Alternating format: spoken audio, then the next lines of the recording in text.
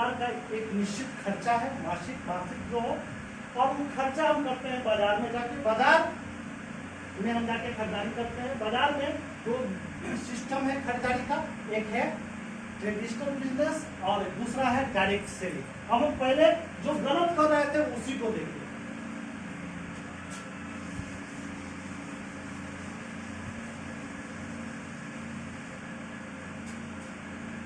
Direct, अब आप देखें खरीदारी,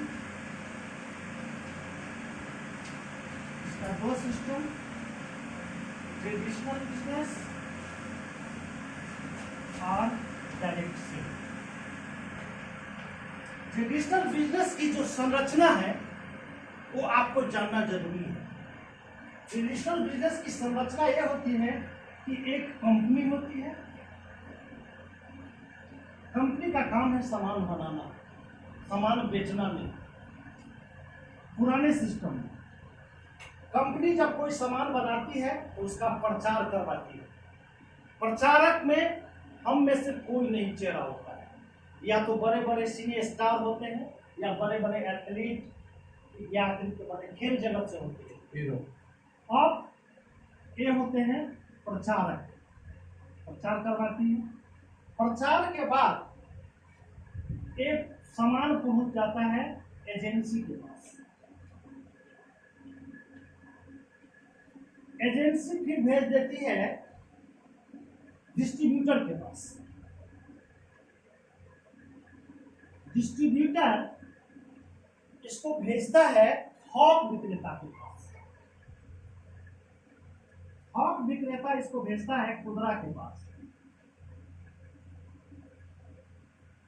खुदरा भेजता है इसको ग्राहक के पास।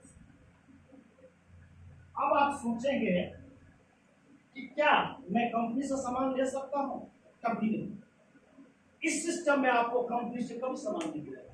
प्रचारक के पास तो कुछ होता नहीं है, ना आप एजेंसी से ले सकते हैं, ना डिस्ट्रीब्यूटर से ले सकते हैं, ना थोक से ले सकते हैं। वहां का रास्ता आपके लिए जाम।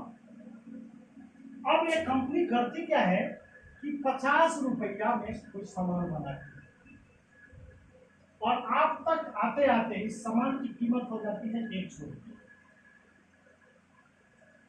इसका मतलब यह हुआ कि 50 रुपये रास्ते में कहीं जा रहा है, रास्ते में कहीं जा रहा है। आप 50 रुपया को हर हाल में जो सामान बना हुआ है 100 रुपया में खरीदता है, हर हाल में। दूसरा कोई चारा नहीं आपके पास। अब जो ट्रेडिशनल बिजनेस है उसकी जो संरचना है उसमें ये बात है। तो फिर ये 50 रुपया आपको कहाँ जाना है?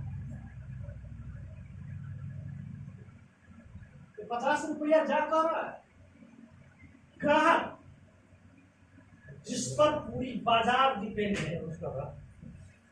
सीधी बात जानिए कि हम सारे लोग खरीदारी का खेल खेलते हैं, जिसकी कप्तानी बड़े बड़े उद्योगपतियों के हाथ में। अब आप देखें कि ये 50 रुपया कहां चला गया? इन बिचौलियों के पास, जिसका इसमें कोई रोल नहीं। या तो कंपनी का रोल है या ग्राहक का रोल है। कंपनी बनाएगी और ग्राहक खरीदेगा। ये मुफ्त में 50 रुपया, इसमें सारा व्यापार यहाँ है। लेकिन पुरानी व्यवस्था में इसके हिस्से में कुछ नहीं है। ग्राहक है, सारे ग्राहकों का हक है इन पर। ये लोग लाल हो रहे हैं, आप दुबले पतले हो गए। अब आप देखें कि अब पहले हम डायरेक्ट सेलिंग को देखें। डायरेक्ट सेलिंग में हमारा आरसीएम 2000 में रजिस्टर्ड हुआ। आज से 23 साल की जो कहानी है इसकी बात आप देखेंगे। ये आरसीएम है, जिसका मतलब आप जान चुके हैं। एक ही कंपनी है यहाँ। ये अगर 50 रुपया में सामान बनाएगी तो आपको डायरेक्ट मिलेगी यहाँ से। यहाँ कोई चारा नहीं था, ना आप कंपनी से ले सकते थे, ना प्रचार से, एजेंसी, डिस्ट्रीब्यूटर, खुदरा कितना भी गिर गिराते नहीं मिलता। ये 50 रुपया का सामान यहाँ भी आपको मिलेगा 100 रुपया, लेकिन यहाँ खर्चे से भी पैसा आता है। यहाँ आपने कंपनी ने कहा कि आपको डायरेक्ट हम सामान प्रोवाइड कर रहे हैं, आप आधे के हिस्सेदार होंगे। उधर 50 रुपया उधर जा रहा था, इधर आपको ये 50 रुपया लॉस होगा, लेकिन कंपनी ने कहा कि हमें पीयूसी लगाना है, हमें माल ढुलाई करके आपके घर तक पहुंचाना है, इसमें 5% आपको देना है। तो 45% पैसा फिर आपके पास वापस आ जाए।